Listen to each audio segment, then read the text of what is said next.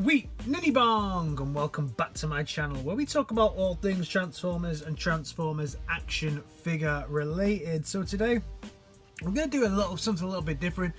I have now been collecting for 1 year again. So people who've been watching this channel know that I used to be a collector and then I stopped being a collector for a while, and what really drew me back in exactly 1 year ago was seeing this guy right here in a Smith's toy shop and seeing that he transformed into a Tetrajet, something that I was very interested in, something I'd never been able to collect when I was previously collecting, and it really drew me back in.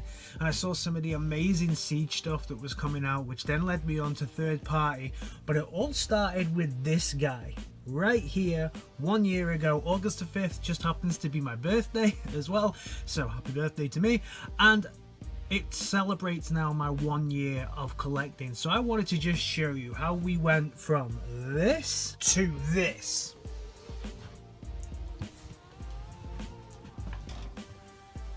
As you can see, my collection has grown quite significantly.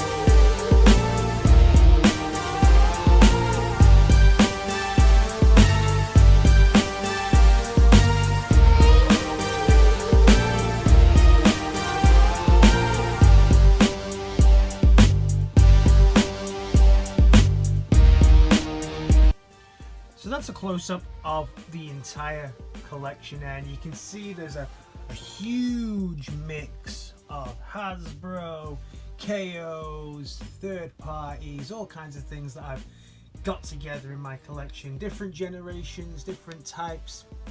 I wanted to get some different things together so I could learn again what I like, what I don't like, what I want to keep collecting, what I want to maybe expand on more.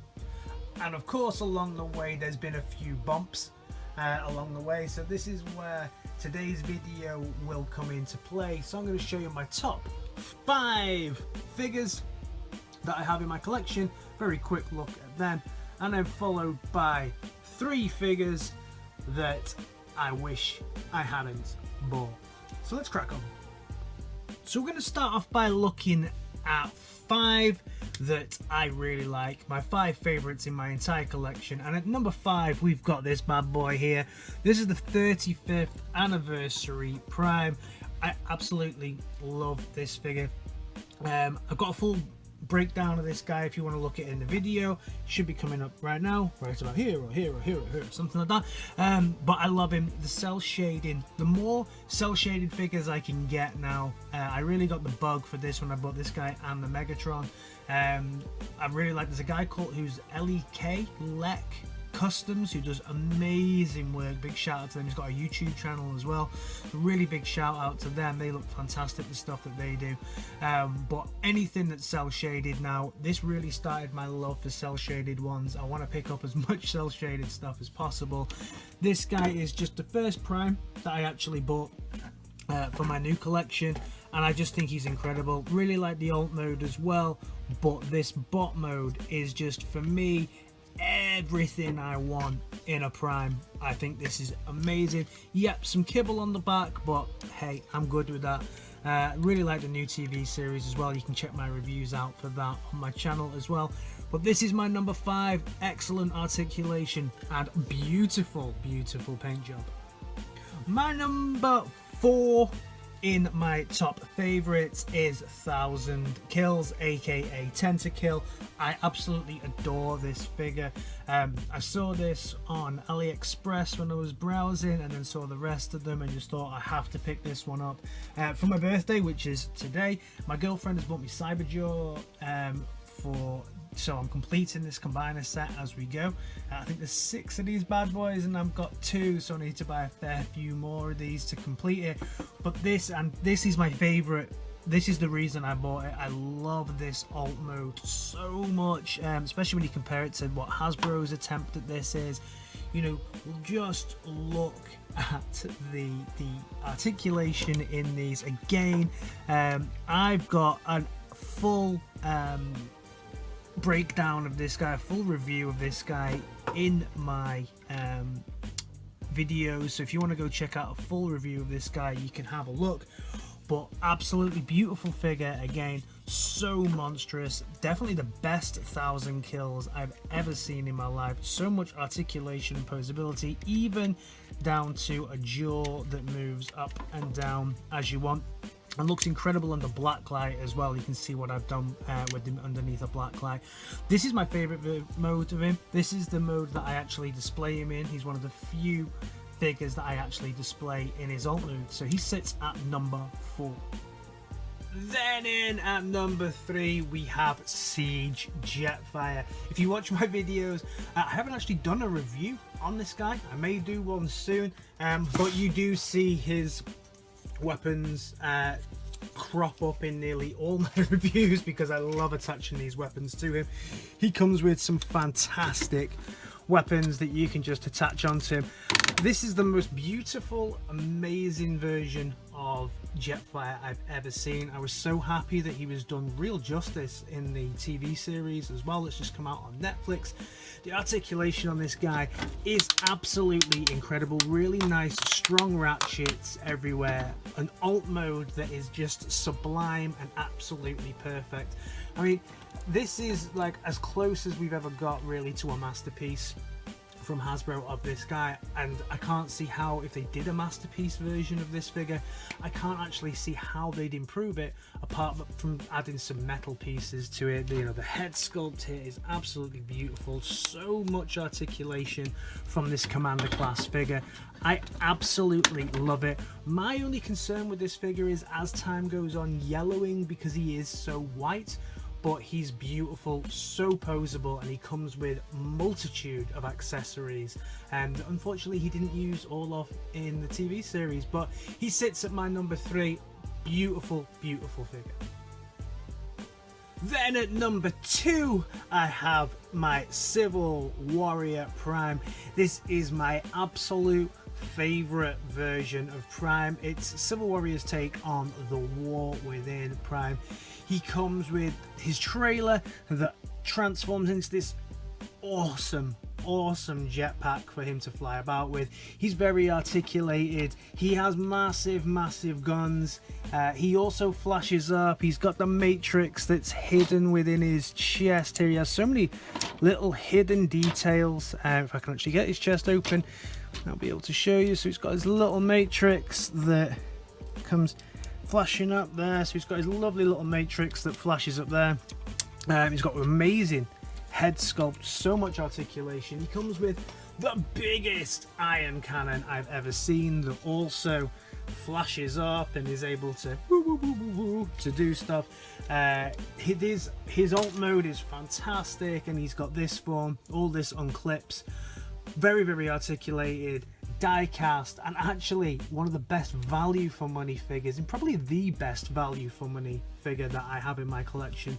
He was under $100 UK. You know, I think I got this guy for about £70, something like that. Absolutely fantastic price for this. I picked him up on AliExpress. If you're looking for a Prime, I don't know anybody that has any complaints about this figure. Absolutely beautiful, heavily articulated, so much die cast. The best Prime in my collection, but only number 2 in my collection. Then at number 1, if you watch my videos, you probably knew that this was coming. So number 1 in my collection is Overheat. Overheat is my favorite figure that I have. He's X-Transbot's take on Dragstrip, part of their version of the Stunticons, who they call the Berserkers. But he's absolutely fantastic. I love this guy's alt mode, and I love this guy's bot mode as well. So poseable, so different. I really like the way that the tires go up on him. I really like how poseable he is. I love the kind of day glow going on with the head and the visor. I love this figure. It was the first ever X-Transbots figure that I picked up. The alt mode on this guy just looks and feels like a Skate Electric car, so it has that look and feel of just a really high class, high end model, as well as being hugely articulated. You love a look at his little head here, it looks absolutely fantastic. Really great, really poseable figure. Not the biggest in my collection by any means, but definitely my favorite. He's just the best. I mean, it's definitely my personal thing. I loved this guy growing up, but I never thought that the original Hasbro version did the character that much justice. And to see it brought to life by X-Transbots in such an amazing way is why I love this so much. You can go back and see my full review on this guy. Will be appearing here, somewhere on the screen now, and you can give that one a watch. So now we're going to take a look at 3. Can't do this, by the way. I have to do this when I say 3 because I can't. My hand never lets me do this. Oh, weird thing. Never mind. Just with me. So anyway, these three figures that I really wish I hadn't bought. So the first one, the way that I've looked at this is, if I had, is there a story behind why I wish I'd never bought it?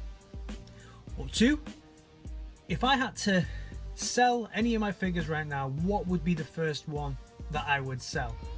And I found those figures out. First one would be, which one would I sell? And there's a reason why I would sell this figure, and this is the Power of the Primes Rodimus Prime. So this guy really fits into the category of, if I had to sell something, what would I sell right now and why? Reasons I would sell this guy right now is because I don't like it very much in this mode. I don't like this bot mode here. I don't like the way that these just kind of stick out. This hangs out. It's a very hollow figure. It made me definitely think I don't want to ever buy any of the Power of the Primes, so it put me off ever buying another one of the Power of the Primes ones. I say it doesn't fit in my collection, but it stands out a lot because the Siege ones are very detailed from Hasbro, so are the Masterpiece, so is the third parties. This, for me, even next to some of my KO stuff, with all this stuff that's happening here, it doesn't stand out to me as the type of quality that I'm looking for in my TFs. I will say that I usually display this guy in his truck mode, and another reason why I would get rid of that is because, kindly from my brother the other week, which I will probably do a review on in the short term, I got this from my brother, which is the original, which I will also now display in its truck mode, and I actually even prefer the truck mode of this to the truck mode of this. So that's the first one that I kind of regret buying, and if I had to sell this, I would probably sell this right now, and I don't resell any of my figures. Next up on my shit list is this version of Grimlock, which I think is the Zen Yang version of Grimlock, called Dino King. And yeah, if you see my video on this will come as no surprise. You can check the review, it'll come up right now. It's not the best figure. I got this from Wish. It cost me way more than it should have done because Wish kind of diddled me on a few things, and I got stung on import charges for this guy that Wish wouldn't refund, whereas AliExpress always do. So I would definitely use AliExpress over Wish for anything. And although this guy's nice and shiny, the plastic on him just feels like it's going to break at any 2 seconds. His joints are already fairly loose. The transformation on him is okay, and he looks quite nice in both modes, but the plastic just feels so bad, and when you're clipping everything in, I'm afraid I'm going to shatter all of this. I don't know how long all of this is going to last for. It's just a very, very weak figure all round. Although it looks quite nice and it looks alright on my shelf, I was just very disappointed when I got this figure. And if I could turn back time, and definitely with the amount of money that I ended up spending on this dude, I would definitely take it back. Then last but not least, the figure that I hate the most in my entire collection is Ironworks. Yeah, this figure, wow, this figure, I hate this figure on a multitude of levels. First of all, it was the one and only time I bought a figure, especially just to review on the channel.